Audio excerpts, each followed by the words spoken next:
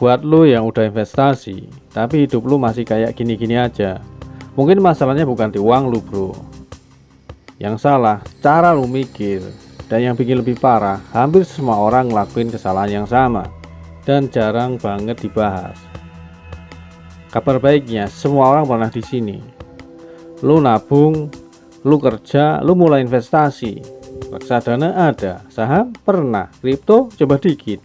Tapi hidup kok masih berat ya. Gaji naik, pengeluaran ikut naik, saldo naik, hidup tetap deg-degan. Lu mulai mikir, ini gua yang bego atau sistem yang salah? Tenang bro, lu nggak sendirian.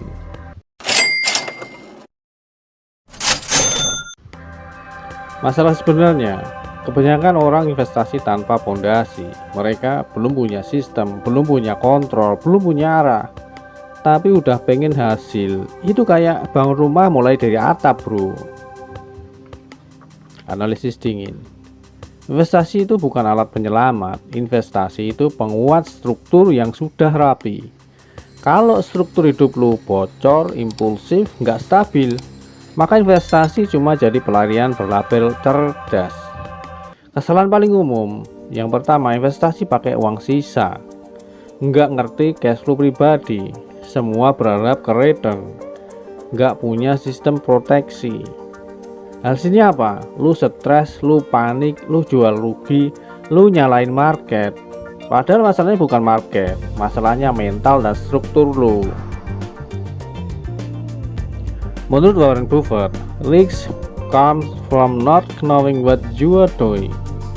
Masalahnya banyak orang investasi tanpa tahu kenapa mereka masuk. Ini karena mental konsumtif yang disamarkan. Banyak yang bilang, ini bukan konsumsi, ini investasi.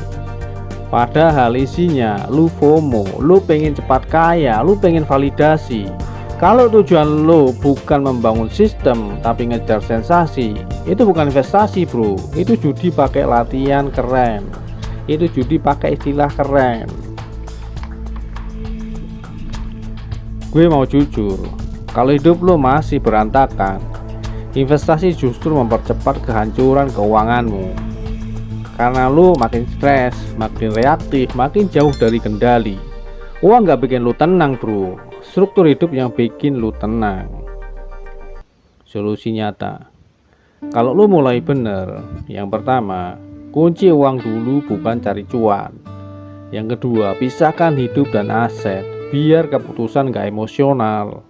Yang ketiga, bangun sistem kecil tapi stabil, bukan lompat jauh. Yang keempat, baru mikir return, bukan sebaliknya.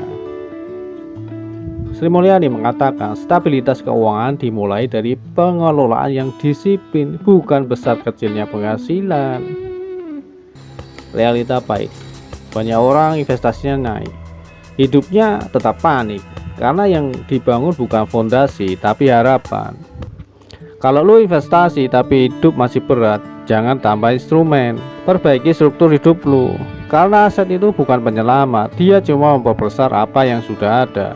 Kalau hidup lu rapi, aset ngangkat. Kalau hidup lu chaos, aset ikut hancur. Kalau ini masuk akal, stay dulu.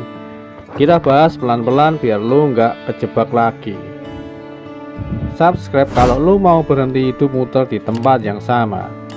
Channel ini bukan buat semua orang, tapi buat yang mau naik kelas beneran.